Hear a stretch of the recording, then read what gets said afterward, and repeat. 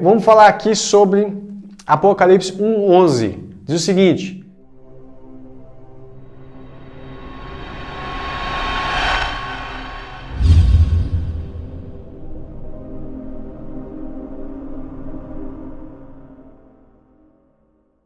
eu sou o Alfa e o Ômega, o primeiro e o derradeiro, ou o último, né?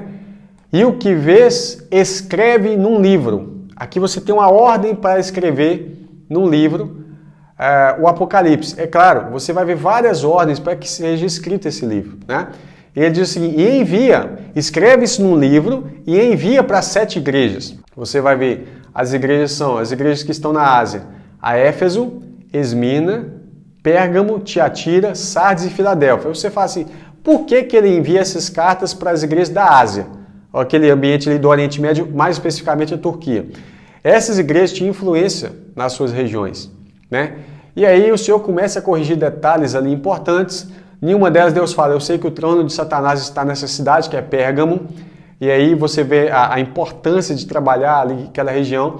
Irmãos, entenda bem, o Apocalipse, quando nós falamos assim do momento mais crucial do reino do Anticristo, o Oriente Médio é o epicentro. O Anticristo pode sim ter domínio sobre o mundo todo, ou influência sobre o mundo todo, mas o epicentro do seu governo é o Oriente Médio. Por isso que foi escrito para lá essas cartas, tá ok? Então essas 7 igrejas da Ásia estão no atual território da Turquia. Aí diz assim no verso 12, Apocalipse 1:12: e virei-me para ver quem falava comigo, e virando-me vi 7 castiçais de ouro. O que representa os castiçais? Sabia que o castiçal é o símbolo da igreja? Isso é extremamente importante. Veja bem, 1 Tessalonicenses 5:5. Para que serviu o castiçal? Para iluminar o tabernáculo. Ele é luz, ele é lâmpada lá dentro. Então Paulo vai falar o seguinte, que nós não vamos ser surpreendidos pelo dia do Senhor. Eles vão ser pegos de repente, né? Mas nós não. Ele fala assim: porque todos vós, 1 aos Tessalonicenses 5:5. Porque todos vós sois filhos da luz e filhos do dia, filhos da luz. Mais ainda, Jesus nos chama de castiçal. Ele fala em Mateus 5, verso 14 ao 16. Vós sois a luz do mundo, castiçal é o brilho. Vocês são a luz do mundo. Não se pode esconder uma cidade situada sobre uma montanha, né? Como é que você esconde uma cidade que está lá em cima da montanha? É difícil, é impossível, não tem jeito. Aí ele fala assim também: nem se acende a luz para colocar debaixo do alqueire. Você não põe uma luz debaixo da mesa, por exemplo. Você coloca ela no alto, né? Ele fala assim: mas sim para colocá-la sobre o candeeiro. É a mesma palavra no grego para castiçal. Então a palavra candeeiro aqui, castiçal, que está sendo usada em Apocalipse, é a mesma. Então eu falo assim: mas sim, você pega a luz e coloca sobre o castiçal, a fim de que brilhe a todos que estão em casa.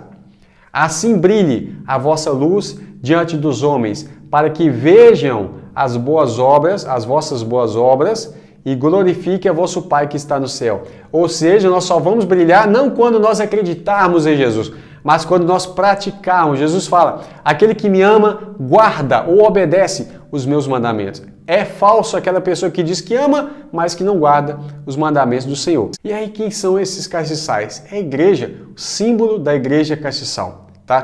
Tem pessoa que acha que o castiçal é um símbolo do judaísmo. Não, o castiçal é o símbolo da igreja em si. Por quê? Por causa desses contextos. E o próprio texto vai explicar isso para nós sobre o símbolo do castiçal. Aqui ele vai falar algo importante. E no meio dos 7 castiçais, quem está no meio dos castiçais? 7 igrejas, né? Quem está no meio ali? Cristo. Ele é o supervisor geral, ele é o sumo pastor, ele é o apóstolo e sumo sacerdote. Então vai falar o seguinte: no meio dos 7 castiçais, semelhante ao Filho do Homem, semelhante à visão que Daniel teve, vestido aos pés com uma roupa comprida e cingido pelos peitos com um cinto de ouro. Essa é uma veste sacerdotal, né? Jesus está vestido ali como sumo sacerdote no céu.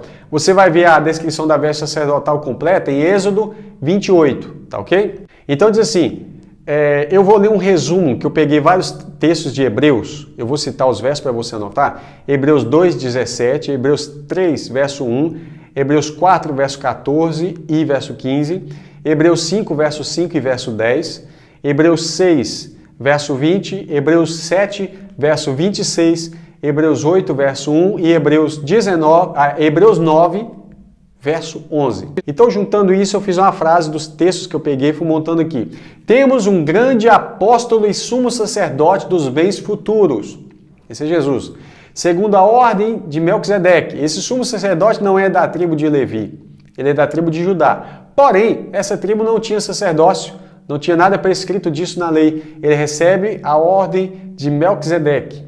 Jesus, filho de Deus, como nós, em tudo foi tentado, mas sem pecado, santo, inocente, imaculado, separado dos pecadores, feito mais sublime do que os céus. Glória a Deus! Que penetrou nos céus para expiar os nossos pecados por um maior e mais perfeito tabernáculo, não feito por mãos de homens. Isso é, não dessa criação. Está assentado é que ele está estabelecido nos céus, à destra do trono da majestade. A descrição que João vê aqui de Jesus, da sua visão, é semelhante à visão de Daniel, em Daniel capítulo 10. É impressionante como Daniel viu a descrição ali do Messias. Ele fala assim, Daniel capítulo 10, versos 5 e 6. E levantei os meus olhos e olhei, e eis um homem vestido de linho, e os seus lombos cingidos com ouro, fino de ufaz. E o seu corpo era como berilo, e o seu rosto parecia um relâmpago, falando do brilho. E os seus olhos como tochas de fogo, e os seus braços e os seus pés brilhavam como bronze polido. E a sua voz, das suas palavras, era como a voz de uma grande multidão. Essa é a visão de Daniel. Agora, continuando a visão de João, ele fala que viu um homem vestido com a roupa comprida, cingido nos peitos com um cinto de ouro. E verso 14, a sua cabeça e cabelo eram brancos como a lã branca, como a neve, e os seus olhos como chama de fogo. Ele está identificado aqui, sabe com quem? Com o Pai, com o ancião de dias, de Daniel 7, verso 9 ao 10. Está falando da sua divindade e unidade plena com o Pai. Daniel 9, e eu continuei olhando até que foram postos uns tronos, e um ancião de dias se assentou, isso é o Pai. E a sua veste era branca como a neve, e o cabelo da sua cabeça branca como a pura lã. É a mesma visão que João está vendo de Cristo, ou seja, ele está se identificando com o Pai. E o seu trono era de chamas de fogo, e as suas rodas de fogo ardente. No capítulo 1, verso 15, ele continua, os seus pés, como a Daniel tinha visto, semelhantes a latão reluzente. Isso está ligado na capacidade dele pisar e julgar os seus inimigos. É como se tivesse sido refinado numa fornalha. E a sua voz como uma multidão, como a voz de muitas águas. Isso fala de poder. A mesma coisa que Daniel tinha visto também. É interessante falar sobre a voz, porque em Hebreus 12, verso 26, diz o seguinte, a voz do qual moveu então a terra, mas agora anunciou dizendo, ainda uma vez abalarei não só a terra, mas também o céu. A voz de Cristo. Romanos 10, verso 15. E como pregarão se não forem enviados? Né? Como está escrito, quão formosos os pés dos que anunciam o evangelho da paz, dos que trazem as boas novas, alegre novas de boas coisas. Paulo está citando Isaías 52, verso 7, que diz assim, quão formosos são sobre os montes os pés dos que anunciam as boas novas, que faz ouvir a paz do que anuncia o bem, que faz ouvir a salvação, em hebraico Yeshua, do que diz a Sião, o teu Deus reina. Olha, se Jesus é o rei dos reis, o teu Deus reina, fala de Jesus. O detalhe todo interessante é o seguinte, é formoso os pés daquele que anuncia as boas novas.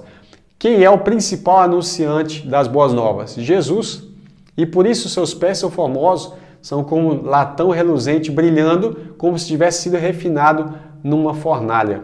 Ele é o principal, anunciante do Evangelho da Paz. O teu Deus reina. Seus olhos são como chama de fogo. Você vai ver em Apocalipse 2,18 que diz o seguinte, ao anjo da igreja de Tiatira escreve, isso diz o Filho de Deus que tem os seus olhos como chama de fogo e os pés como latão reluzente. Ele de novo cita lá na igreja de Tiatira, é parte dessa visão que João está vendo. Assim está dizendo aquele que tem os olhos como chama de fogo, aquele que consegue prescrutar, que consegue perceber, que consegue fazer uma leitura do interior do homem, aquele que consegue saber, e ele sempre diz assim, eu conheço as tuas obras. Né? Davi fala, sonda-me, Senhor, e vê se há em mim algum caminho mau. Aquele que tem os olhos como chama de fogo, ele vê tudo, ele contempla tudo, ele tem autoridade sobre todas as coisas. E ele fala, eu tenho os pés como latão reluzente. E ele começa a falar com a igreja de Tiatira. Aqui nós temos Apocalipse capítulo 1, verso 16. E ele tinha a sua destra, a sua mão direita, 7 estrelas. E da sua boca saía uma aguda espada de 2 gumes ou de 2 fios. E o seu rosto era como o sol, glória, brilho.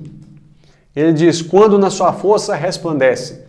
Essa espada afiada, ela remete à palavra de Deus. Efésios 6,17 diz o seguinte, e a espada do Espírito, que é a palavra de Deus. Hebreus 4,12 e verso 13 também. Porque a palavra de Deus é viva e eficaz, mais penetrante do que espada alguma de 2 gumes, e penetra até a divisão da alma e do espírito, e das juntas e medulas, e é apta para discernir os pensamentos e as intenções do coração. E não há criatura alguma encoberta diante dele. Antes, todas as coisas estão nuas e patentes aos olhos daquele com quem temos que tratar, que tem os olhos como chamas de fogo, né? E é esse que nós estamos vendo aqui. Da sua boca sai uma espada afiada. Todos serão julgados pela palavra de Deus, segundo as suas obras. Em Isaías 49, verso 1 ao 3. Ouvi-me, ilhas, fala das nações, e escutai, vós, povos de longe. O Senhor me chamou desde o ventre, desde as entranhas da minha mãe fez menção do meu nome, e fez a minha boca como uma espada aguda, e com a sombra da sua mão me cobriu. E me pôs como uma flecha limpa, e me escondeu na sua aljava, onde o arqueiro guardava na aljava, é aquele suporte para carregar as flechas, né? Me escondeu na sua aljava, e me disse, tu és meu servo, és Israel, aquele por quem hei de ser glorificado. Porém, lembramos que Jesus Cristo é identificado com Israel, né? Principalmente quando cita no Novo Testamento, que está falando dele, em que diz assim, do Egito chamei o meu filho. Quando você vai ler isso lá no Antigo Testamento, dá a impressão que está falando de Israel, porém é Cristo, tá ok? Apocalipse 2,12. E ao anjo da igreja que está em Pérgamo, escreve isso. Isto diz aquele que tem a espada de 2 gumes ou de 2 fios.